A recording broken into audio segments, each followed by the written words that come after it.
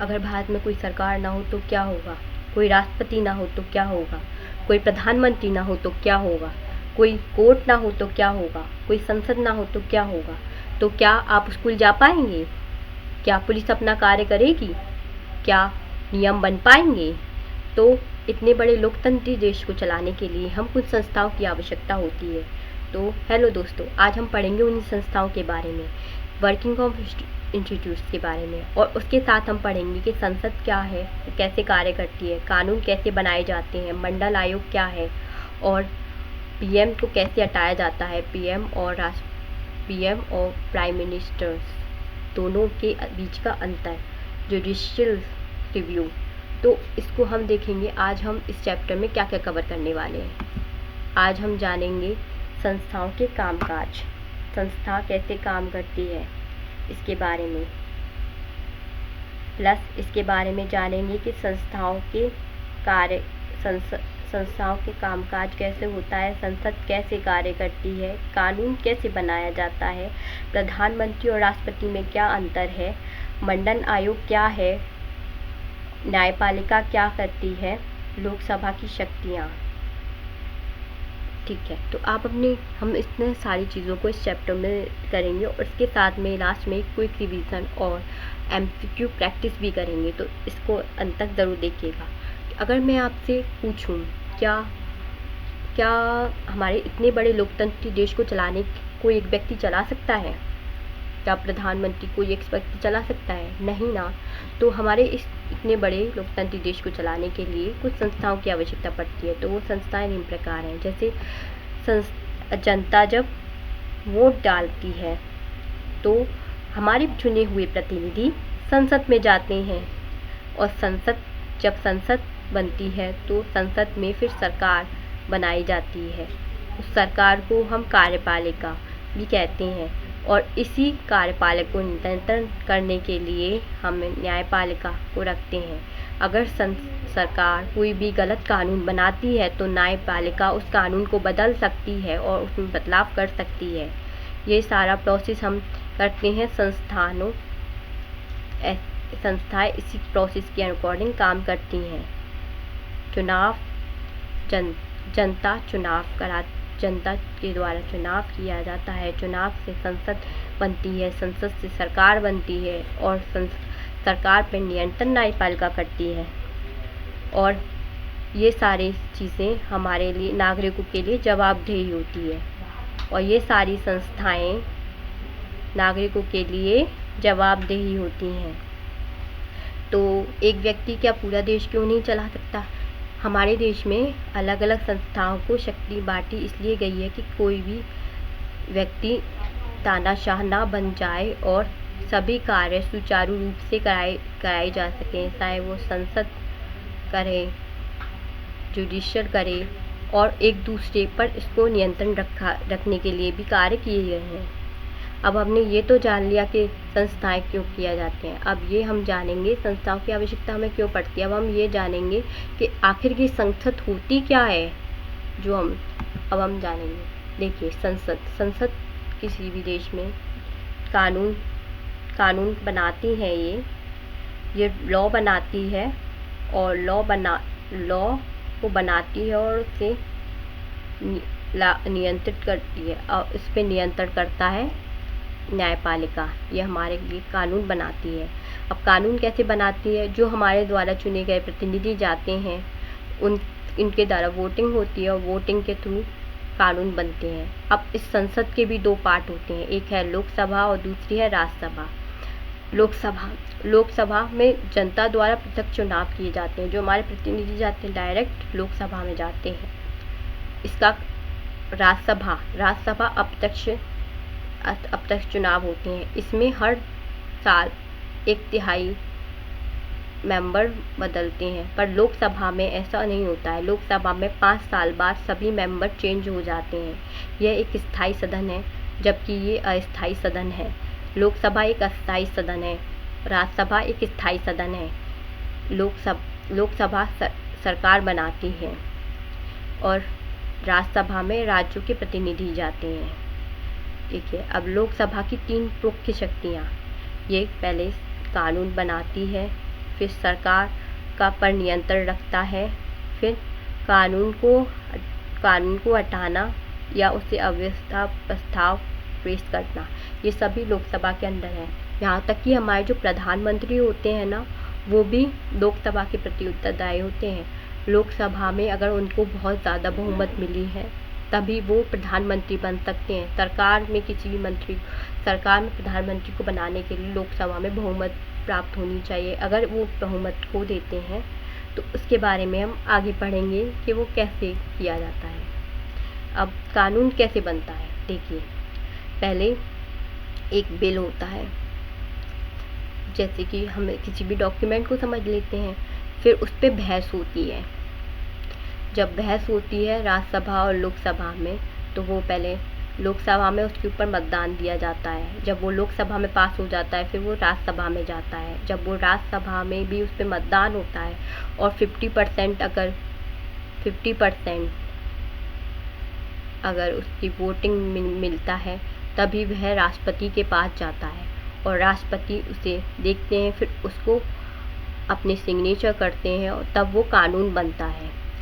अब ये कानून बनाना भी इतना आसान नहीं है। अगर इस कानून को न्यायपालिका को लगता है कि ये संविधान के खिलाफ है तो वो इस कानून को दोबारा विचार करने के लिए भेज सकती है और राष्ट्रपति भी इसे 14 दिन के लिए विचार करने के लिए भेज सकते हैं। तो आप हमारे कानून बनाने का प्रोसीजर तो समझ गए। पहले बिलिंग होती है, फिर डिस्कशन होता है, फिर वोटिंग होती है, फिर पहले वोटिंग होती है लोकसभा में, फिर होती है राज्यसभा में, फिर होती है राष्ट्रपति की अप्रूवल, प्रेसिडेंट के सिग्नेचर, तब वो बनता है कानून। चलिए जानते हैं राष्ट्रपति और प्रधानमंत्री में क्या अंतर है। चलिए मैं आपको एक रियल लाइफ एग्जाम्पल से समझाती हूँ। आपके घर में आपके दादाजी और आपके पापा होंगे।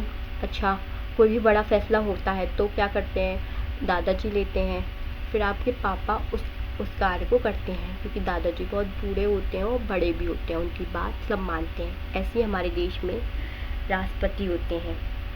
राष्ट्रपति हमारे लिए सारी चीज़ें बताते तो हैं, पर उनको एग्जीक्यूट करता है प्रधानमंत्री।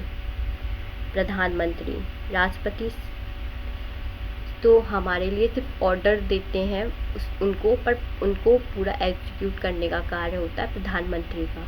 तो क्या आप कह सकते हैं कि प्रधानमंत्री के पास ज़्यादा शक्तियाँ हैं? हाँ, क्योंकि कार्यपालिका की वास्तविक शक्ति तो प्रधानमंत्री के पास ही होती है। ये वास्तविक कार्यपालिका इनके पास रहती है, ठीक है। ये संवैधानिक होते हैं। जब डॉक्यूमेंट फर्स्ट सिटीजन, इनको हम हमारे देश का फर्स्ट सिटीजन कहते हैं, जो बिना कोई डॉक्यूमेंट कार्य राष्ट्रपति के बिना नहीं किया जा सकता है, पर सारे कार्य कराए प्रधानमंत्री और उनकी मंत्री परिषद मिलकर कराती है। ये सरकार को चलाते हैं, संविधान के अनुसार कार्य करते हैं, जबकि जो राष्ट्रपति होते हैं वो संविधान के अनुसार कार्य करते हैं। प्रधानमंत्री क्या करते हैं, मंत्री परिषद का नेतृत्व करते हैं और राष्ट्रपति क्या करते हैं, बिलों को मंजूरी देते हैं। जो मैंने आपको अभी लास्ट में बताया था ना कि पहले कोई बिल बनता है, फिर वो लोकसभा में जाता है, फिर राज्यसभा में जाता है, फिर वो राष्ट्रपति के बाद जाता है मंजूरी के लिए, तो ये उनको मंजूरी देते हैं। फिर लोकसभा के प्रति उत्तरदायी होते हैं। अगर प्रधानमंत्री को लोकसभा में बहुमत प्राप्त है तब तक वो इसी पद पर टिके हुए हैं। ये तीनों सेनाओं के सर्वोच्च कमांडर कहते हैं। राष्ट्रपति होते हैं जो तीनों सेनाओं के सर्वोच्च कमांडर होते हैं। अब इनकी कुछ विशेषताएं पढ़ लेते हैं। देखिए, प्रधानमंत्री ये वास्तविक कार्यपालिका, ये सारे कार्य ये करते हैं, मंत्रिपरिषद का नेतृत्व करते हैं, मंत्रिपरिषद का गठन करते हैं, लोकसभा के प्रति उत्तरदायी होते हैं। जबकि राष्ट्रपति संवैधानिक प्रमुख होते हैं, संविधान के अनुसार कार्य करते हैं, बिलों को मंजूरी देते हैं, तीनों सेनाओं के सर्वोच्च कमांडर होते हैं। अब देखते हैं कि क्या राष्ट्रपति प्रधानमंत्री को हटा सकते हैं, क्योंकि उन्हें तो बहुत सारी शक्तियाँ प्राप्त हैं और वो हमारे देश के फर्स्ट और वो संवैधानिक प्रमुख भी हैं, तो नहीं। चलो हम जानते हैं। देखिए, प्रधानमंत्री को कैसे हटाया जाता है? अविश्वास प्रस्ताव के द्वारा। पहले ये लोकसभा में जाता है, अगर लोकसभा में ये पास हो जाता है तो वो 10 से हटाए, लोकसभा में मतदान किया जाता है इसके लिए, ठीक है। और जब बहुत ज़्यादा मेजोरिटी को होती है तो उनके पद को समाप्त कर दिया जाता है। फिर दूसरी सरकार, उन प्रधानमंत्री को पहले इस्तीफा देना पड़ता है और फिर नई सरकार का गठन होता है। तो लोकसभा में इसमें अगर उनको बहुमत प्राप्त होती है या फिर उनकी पार्टी अपना जब सरकार बनती है जो उनको बहुमत दे रही है वो पीछे हट जाती है और उनकी बहुमत हट जाती है, तो वो उनकी सरकार गिर जाएगी। और सिर्फ प्रधानमंत्री ही नहीं, मंत्री परिषद के भी सभी मेंबर्स को इस्तीफा देना होगा और जो सरकार बनेगी वो नई सिरे से बनेगी। तो लोकसभा का विश्वास होने पर प्रधानमंत्री को पूरी मंत्रिपरिषद को पद से छोड़ना पड़ता है। तो ये आप समझ गए। अब हम समझते हैं कि मंडल आयोग क्या है। देखो, हमारे देश में स्वतंत्रता के बाद में भी कुछ ऐसे वर्ग थे जो कि शोषित रूप से और रोजगार को लेकर बहुत पिछड़े रह गए थे। तो उनके विकास के लिए एक आयोग का गठन किया गया जिसे हम मंडल आयोग कहते हैं। देखिए, 1979, अब ये कहते हैं कि गठन क्यों किया था? सामाजिक और शोषित रूप से पिछड़े वर्गों के लिए SC BC की पहचान कराने के लिए, ठीक है। अब इसका उद्देश्य था सामाजिक न्याय कराना, जो भी आर्थिक और शोषित रूप से पिछड़े हो चुके हैं उनके लिए सामाजिक न्याय की व्यवस्था करना। फिर सिफारिश करना, सरकारी नौकरियों में उनको 27% OBC को रिजर्वेशन देना। ये बिल आया था 1979 में, जिसके हेड थे PV मंडल। फिर इसकी रिपोर्ट 1980 में सबमिट हुई। इसके बाद में हमारे देश में काफ़ी हंगामा हुआ। फिर 1989 में PV सिंह की सरकार आई और जब वो इलेक्शन के लिए कैंपेन कर रहे थे तो उन्होंने ये वादा किया कि जो मंडल आयोग का बिल अटका हुआ है वो उसे पास कराएंगे। और वो जब उनकी सरकार बन गई तो उन्होंने इस बिल को पास किया 1989 में। फिर 1990 में OBC को 27% रिजर्वेशन दिया गया। तो अगर आपसे कोई पूछे कि मंडल आयोग किससे संबंधित है तो आप क्या जवाब देंगे? OBC रिजर्वेशन से। किससे संबंधित है? OBC रिजर्वेशन, पिछड़ी जातियों के विकास के लिए। अच्छा, अब मंडल आयोग का उद्देश्य पिछड़ी जातियों का विकास करना, उनके लिए कार्य करना और उन्हें समान अवसर प्रदान कराना था। अब हम आगे देखते हैं कि न्यायपालिका क्या है। न्यायिक समीक्षा करते। देखिए, न्यायपालिका सर्वोच्च न्यायालय की शक्ति जिससे वह किसी भी कानून की संवैधानिक वैधता की जांच कर सकता है, ठीक है। फॉर एग्जाम्पल, जैसे हम समझते हैं, जैसे कि सर्वोच्च न्यायपालिका की शक्ति जिसमें कि किसी भी कानून की संवैधानिक वैधता, जैसे कि अगर कोई कानून बनकर आया है तो न्यायपालिका उसे जांचता है कि क्या ये कानून संविधान के खिलाफ तो नहीं है, क्या इससे जनता को कोई हानि तो नहीं होगी। तो वो इसको जांचने की समीक्षा भी करता है, ठीक है। अब स्वतंत्र और हमारे देश में इसकी इम्पोर्टेंस इसलिए क्योंकि ये स्वतंत्र है। अगर हमारे देश में प्रधानमंत्री भी कुछ गलत करते हैं तो न्यायपालिका, राष्ट्रपति भी कुछ गलत करते हैं तो न्यायपालिका के पास ये शक्ति होती है कि वो उन्हें पनिश कर सके। अब इसके 3 डिवीज़न होते हैं। सबसे नीचे होती है जिला न्यायालय, इसको लोअर सदन कहते हैं। आप जिस शहर में रहते हैं वहाँ पर एक जिला न्यायालय होगा। जैसे कि आप लखनऊ में रहते हैं, दिल्ली में रहते हैं, तो वहाँ के अलग अलग न्यायालय रहते हैं सभी शहरों के, जिसे हम डिस्ट्रिक्ट न्यायालय कहते हैं, डिस्ट्रिक्ट कोर्ट भी कहा जाता है, ठीक है। फिर होती है हाई कोर्ट। हर राज्य में एक हाई कोर्ट होती है। जैसे उत्तर प्रदेश की अलग है, उत्तराखंड की अलग है और राजस्थान की अलग है। तो हर राज्य में एक हाई कोर्ट होती है जिसे हम उच्च न्यायालय कहते हैं। फिर उसके सबसे ऊपर होती है सर्वोच्च न्यायालय।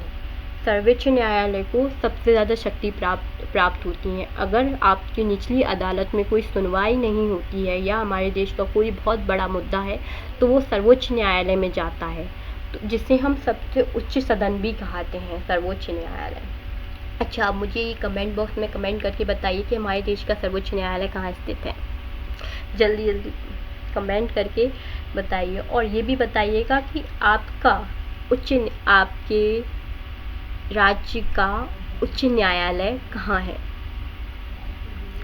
संस्थानों के आपसी संबंध।